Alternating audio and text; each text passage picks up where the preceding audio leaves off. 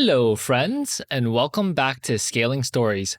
Today, I've got some more highly upvoted posts from Best of Redditor updates for you all.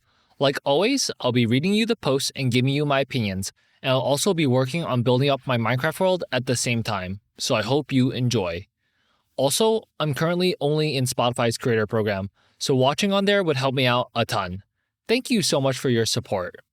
Today's first story comes from the Bin ich das Arschloch subreddit.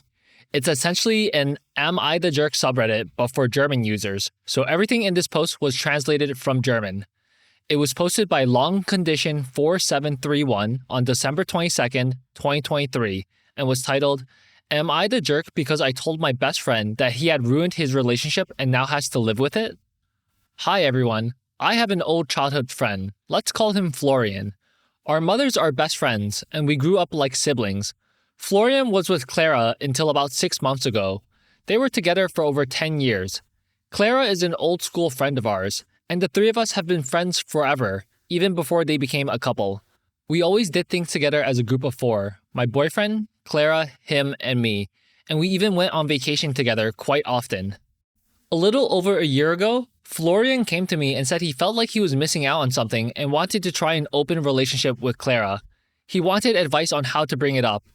I told him I thought it was a really stupid idea and didn't believe Clara would want it. To make a long story short, she didn't want it, so he gave her an ultimatum. After he pressured her into the open relationship, he immediately started something with his colleague. I still think she was the reason for the open relationship. Clara was devastated. When he had another date, we had a girls' night out. That's where she met Mark. There was a huge spark between them, and they started dating. I'm not proud of it, but I told Florian he absolutely had to stop with that crap if he didn't want to lose her. He didn't take me seriously. Not until she left him for Mark. I was always there for him and comforted him. He wanted me to cut off contact with her and talked badly about her. I told him I'd always be there for him, but I wasn't going to give up our friendship. I told him he had to stop talking badly about her because she didn't deserve it, and that's just the risk of an open relationship. Yesterday, we went out to dinner with friends, and she joined us on her own. We were already a little tipsy by then. He immediately said, "Oh, trouble in paradise. Guess he was the wrong guy for you after all." The mood was instantly ruined. She said she hadn't brought him along out of respect. He said she could have thought about it before she cheated. I told him to just drop it. Then he started lashing out at me, saying I was so disloyal and that I should have stopped it, and a lot of other things. Unfortunately, I got a little louder and told him he was solely responsible for the end of his relationship and that he should stop always blaming everyone else. He left and hasn't answered his phone or replied since. I called his mom, and she said he doesn't want to talk to me and that she's disappointed I'm not standing by him. I feel so awful about it. Am I the jerk? Scaling Stories Corner. Nah, this guy hella deserved it. He's super trashy and manipulative for giving Clara an ultimatum to accept an open relationship or a breakup, knowing they've been together for over 10 years. It's super difficult to throw away a relationship like that when you've invested that much time and memories into it. Because I know a lot of us are thinking like, oh, hell nah, I would never accept an open relationship if my significant other tried to force me into that. And I'm in agreement. I don't think I would accept that either. But Clara was in that relationship for so long, and of course I think she should have broke up with him after he gave that ultimatum. But then she has to face the reality that all the time she spent with Florian was wasted. So of course she should have broken up with Florian. But I understand why she didn't, and I think that was really manipulative on Florian's part. And in times like these, for OP, where there's a blow up at dinner and there's a fight between two parties, you have to pick a side. It's like, are you going to pick Clara, who literally did nothing wrong and just showed up? Or are you going to pick Florian, who straight up just tried to just go for her and tried to hurt her feelings and started bad-mouthing her, and who I also think is completely in the wrong here? I think it's pretty obvious that you pick Clara and you drop Florian as a friend, even if your moms are best friends. Because why should your moms being best friends means you should allow yourself to hang out with trash? And of course, Florian's mom is on his side. That's literally her child, so I'm not surprised that she's on his side. But as OP, she's her own person, and you are who you surround yourself with. And if you allow yourself to hang out with people who have bad characters, then they're slowly going to influence you and also drag you down with them. So you can't let yourself be around people like that. And then also not picking a side, I think would be doing Clara dirty, because she deserves to have people that have her back and not let people like Florian just destroy her peace just because he's like baby raging about the consequences of his own stupid open relationship BS. Now here are some of the top/relevant comments from the original post. Commenter 1 says, "Not the jerk. You were honest. I personally think that's good too. I also can't understand his whining right now. He wanted an open relationship and immediately started something with his colleague. But his girlfriend cheated? Oh, how I always love stuff like this. They want an open relationship, but when the woman then also has another guy, the world ends. You should think about that beforehand." OP says, "I don't know why he said that about cheating either, especially since we all know how it really was. I also don't understand this stupid trend with an open relationship, but I still feel like I've left him in the lurch." Commenter 2 says, "Not the jerk. He deliberately messed it up and is now angry that he's being treated like an adult. He has been told often enough not to play the victim." OP says, "I think he knows that too. I tried to stay neutral because they're both my friends, but I just exploded." Commenter 3 says, "You did everything right.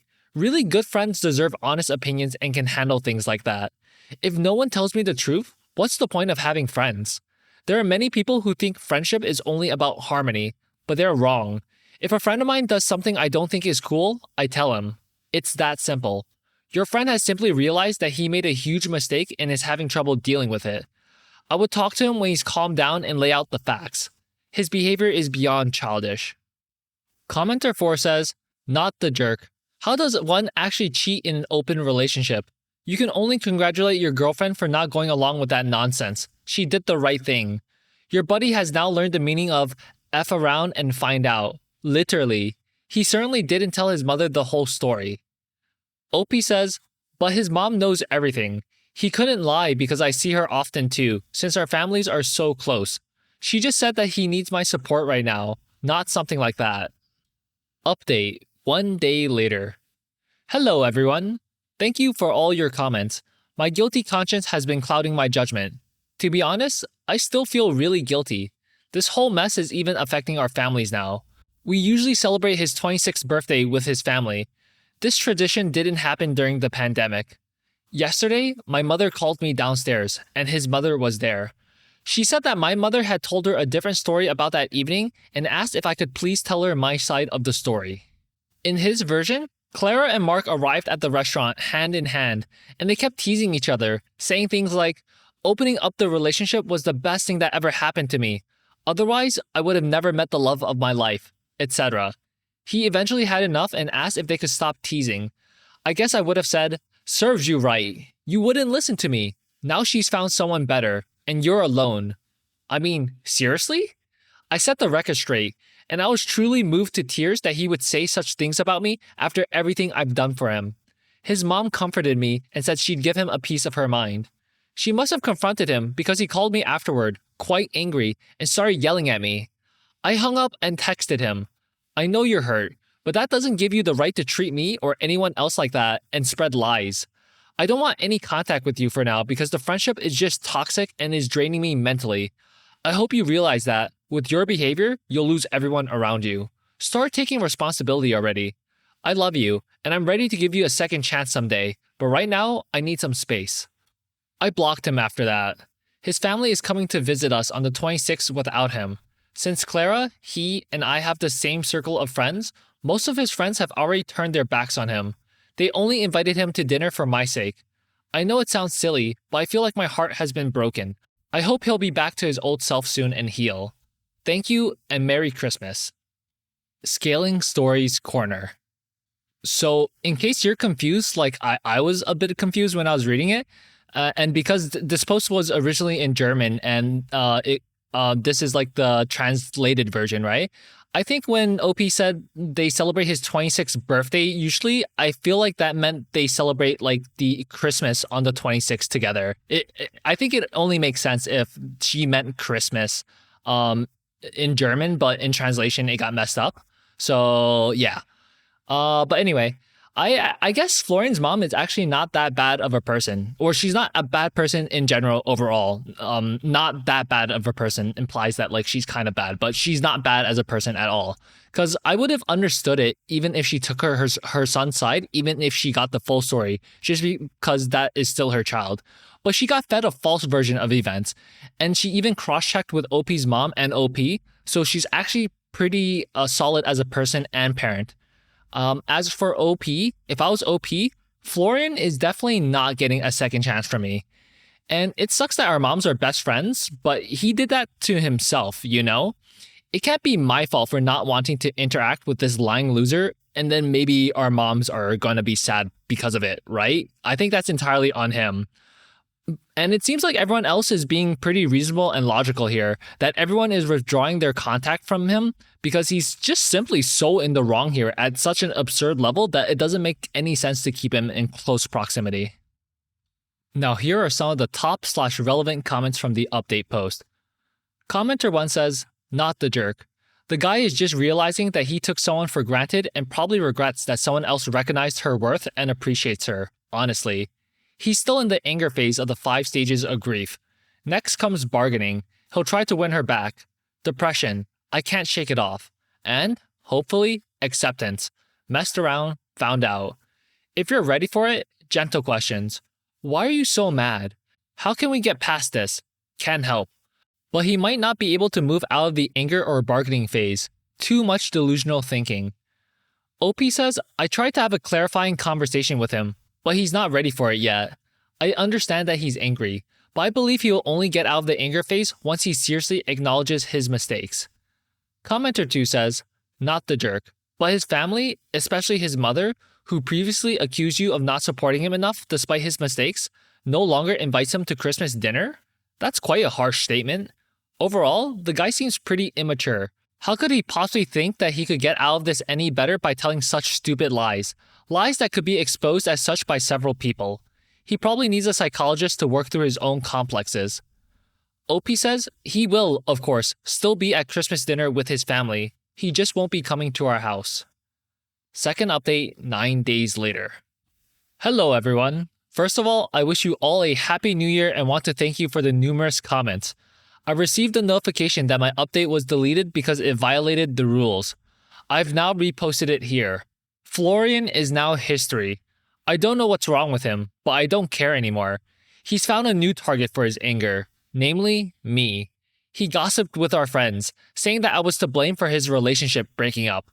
He claimed I had set Clara up with Mark. Remember, I even warned him that Mark was a threat. Apparently, a few other unpleasant insults were exchanged when the others contradicted him. He gave them an ultimatum, Clara and me or him. Well, the others told him they didn't want anything to do with him anymore because they were simply fed up with his antics and uninvited him from our New Year's trip. One of the group has a cabin in Austria, and we go there every year for New Year's. I've completely cut off contact with him now. In his frenzy to badmouth me, he even told some stories that only he knows about me. I just can't trust him anymore. I also have to say that it felt incredibly good to meet up with my friends without him. There was no drama, and we were able to really talk about what's going on in our lives again. It was truly relaxing and wonderful. I wish Florian all the best, but I don't need someone like him in my life. ScalingStories Corner. Yo, can you imagine being one of the mutual friends here? And Florian just comes up to you, and remember, he's already a known baby rager from the dinner, and he got exposed for his lies for telling a false version events of the dinner, and just in general, just like the unpleasantness and nastiness to Clara and OP. Can you imagine being a mutual friend, and this guy comes up to you and goes, "Oh, you gotta pick Clara and OP or me. You can't be friends with all 3 of us. Who are you picking, huh?" Wow. This might be the hardest decision of my life. I'm not really sure, but I kind of like my life, so I'm gonna have to go with Clara and OP. So bye-bye. Honestly, this guy's randomness and behavior and logic makes me think that he's going through some sort of drug-induced manic episode. But yeah, I don't think he actually is. I just think he's stupid and kind of a moron, and he got himself in too deep in his crap decisions. Okay, friends, so that concludes our first story of the day. Next up, we have a story from the legal advice subreddit. It was posted by StrawberryPretzelPie on June 5th, 2022, and was titled, "I'm being besieged and I desperately need help." My house is about 10 feet away from my neighbor's house. We live in a city and have no HOA. The neighbor has owned his property for about 15 years, does not live there, and has let it fall into disrepair. A tenant seems to live there on and off. We bought our house about 6 years ago. Our first summer here, we noticed the bees. During the first warm day of the summer, we noticed a massive cloud of bees swirling over our driveway between the two houses. As the days passed, we began to notice bees in our house. At first, it was a few. They would come in, nearly dead, and pass on the floor and various surfaces. Midsummer, we were finding dozens per day. They stung my husband, who is in a wheelchair and cannot get away from them quickly. He wouldn't see them, would run over dead ones in his chair, and would spread tiny streaks of bee guts all over the floor. I would have to clean these bees up several times a day. They stung our cats. We contacted an apiarist as well as a contractor who specialized in weatherproofing. We were trying to figure out where/how the bees were coming in. The contractor determined that they were coming in via the vents that led out of our house, and which can't be covered up more than they already are for safety reasons. The apiarist determined where they were coming from, our neighbor's house, specifically the space between their exterior and interior walls facing our driveway. He estimated, based on the size of the swarm and the activity he could monitor on their exterior wall, that there were, at minimum, hundreds of thousands of bees. We contacted our local government hotline.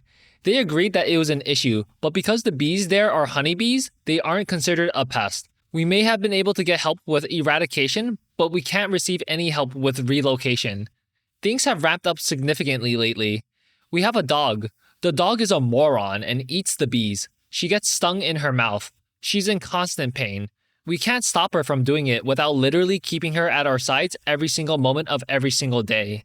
She has also been vomiting up piles of dead bees onto the carpet. My husband can't use his wheelchair ramp on the days over 65 degrees because it is literally too dangerous for him to ride through the swarm.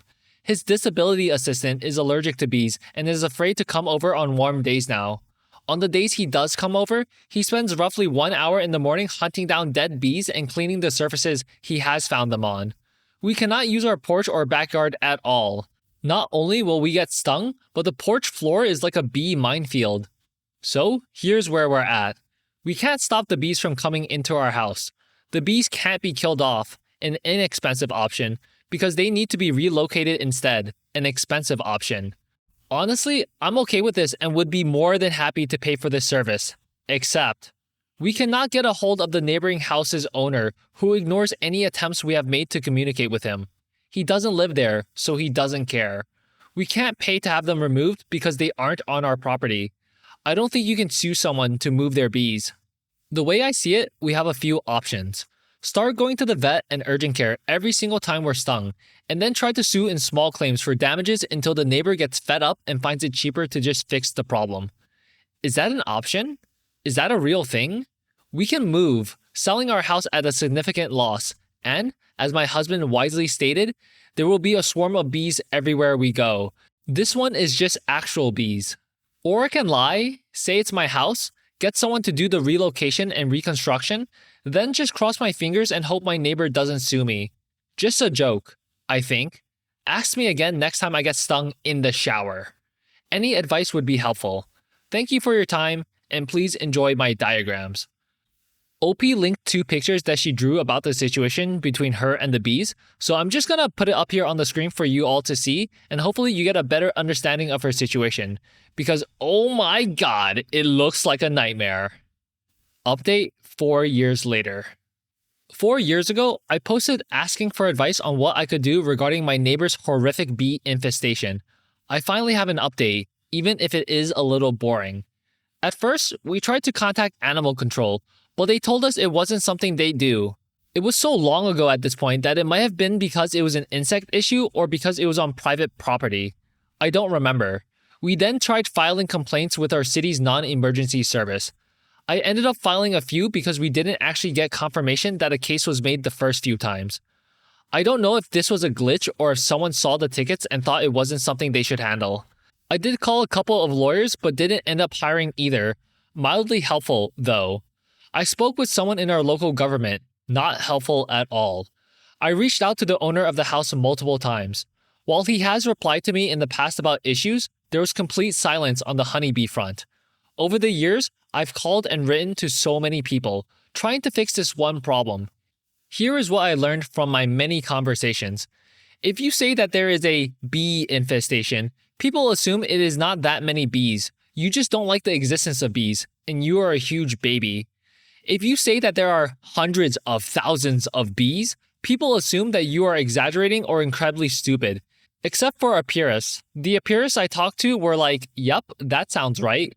When you mention that the bees you want removed are honeybees, you are automatically considered a war criminal in the same vein as Stalin or Mussolini. At this point, my husband was like, well, guess we're stuck with the bees. I began to scheme. My husband got scared and helped me launch another round of appeals. Last year, something finally changed. I placed my yearly complaint, and, for whatever reason, it was made into an official case. I was so excited. Then, I got a letter in the mail saying that I had severe structural issues with the soffits of my house and that I had 30 days to rectify the issue. I didn't know what the hell a soffit was. The letter had the inspector's number on it. I called Kenny, fake name, and honestly, he was just the nicest dude. He seemed surprised that I wasn't yelling at him or trying to get him to retract the claim. I just really wanted to know, what is a soffit? Are soffits important? Can we live without soffits? Were we in any imminent danger from the soffits? Had he not seen the bees? It turns out that Kenny, somehow, had missed the bees entirely. It was a cold, rainy day when he came out to inspect the claim. The bees are fairly inactive on days like those. So, the dude came by, looked at the neighbor's wall, and saw no bees. He turned around. He peeped my funky soffits. He wrote me the equivalent of, like, a ticket. A government ticket. He was very kind though, and he gave me some suggestions for contractors he trusted. It ended up costing $12,000 to do that and related roof work. He also promised to come back on a warm day and look at the bees. I was terrified that maybe the swarm would split the day before. It's a thing in the honeybee world. Or it would be warm in the morning and cold by the time he got to the house, etc. So, I sent him lists of bee stings we've received over the years, photos of dead bees all over our house, and a picture of our dog making a terrified face after binging on another buffet of dead bees. Just in case. That was over a year ago, and since then, things have gotten worse. A few years ago, we got another dog. We have 2 now. The old one didn't die. No worries. That dog isn't stupid enough to eat the bees, but he's terrified of them and, because of that, barks at them whenever he sees them. And because they're around almost constantly, that means he barks at them almost constantly. We can't let the dogs in the backyard because one moron is eating the bees and the other thinks he's about to die. My husband gets stung all the time. I've managed to evade stings, but I've had a few close encounters where there's a half-dead bee tangled up in my blankets or something. I haven't been able to invite over people with bee allergies, which doesn't happen often, but it's crappy when it does. So, a few months ago, I decided that something had to change. I have a friend who's one of those people who desperately wants to be a vigilante of some kind, dream of being a hero, that kind of guy. I told him I needed help with the bee problem. We coordinated with another friend's husband, who's a mason. Lastly, I roped my reluctant brother-in-law and enthusiastic gremlin cousin into the plan. I spent a few $100 on quick mix concrete, buckets, gloves, and a tarp. The idea was that we'd wait for a cold day, lay the tarp between the houses, put on gloves, and throw globs of mixed concrete at the entrance to the hive. Yes, I know that the idea is insane. I know it would be difficult. I had a different idea of the texture of concrete than what it actually is. I know I could get in a lot of trouble. Lastly, I knew that if I sealed off this exit, the bees would just come out of or make another exit, possibly one inside the house of the people living there. That's okay, as they're the landlord's friends and, therefore, complicit in my mind. We set the date and got everything ready. Then, a few days ago, there was a knock at the door. It was some guy who said they were getting rid of the bee infestation and asked if they could use my driveway. I was like, yes, take my driveway, my firstborn, whatever you want, just get rid of the bees. Earlier today, I checked my email. Case updated. Kenny did it. The beautiful bastard did it. Now that I know what it's like to get served a notice of violation, I have a good idea of what the last year has been like for this slumlord next door. This process is a huge hassle, and if you don't get things done in the very small time frame you're given, you have to show up to court and show that you're making progress. You have to contact contractors, get quotes, see what your options are, check local legislation, and spend a buttload of money. You know, everything I've been doing for years because of this. I'm so grateful that it's over. I can finally use my porch. My husband will stop getting stung. Friends and family with bee allergies can come by and see my house for the first time in a decade. I know this is a little bit of a niche case, but if anyone here is dealing with something similar to this, here's what you need to do. Spam complaints to your local non-emergency line. I don't mean like every day, but at least every year. It will take time. A lot of people won't see your issues as a big deal, and you're probably going to get rejected a lot. So you gotta squeaky wheel that crap. Keep going until you find someone who will actually help you. I know that city government doesn't have the best reputation, and frankly, I kind of agree, or else it wouldn't have taken 9 years to get this problem fixed. But all it takes is one person who believes in what they're doing and wants to help to push you forward in the legal process. Those people do exist. Make sure your own house is in order before you register complaints about someone else, or you might get hit with a nasty surprise.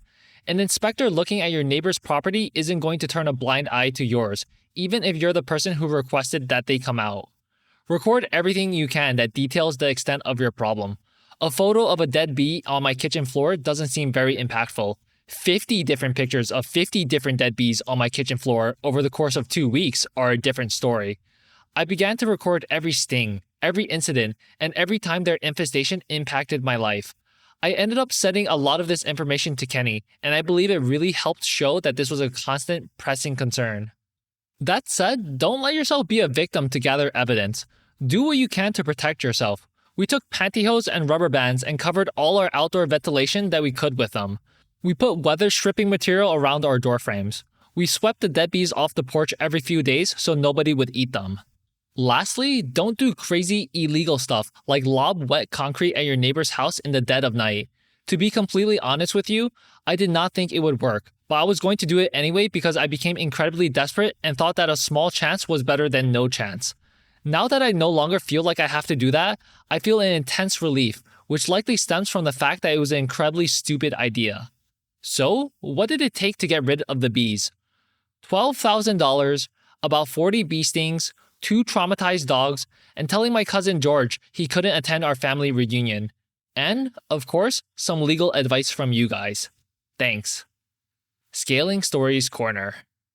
That was just wild.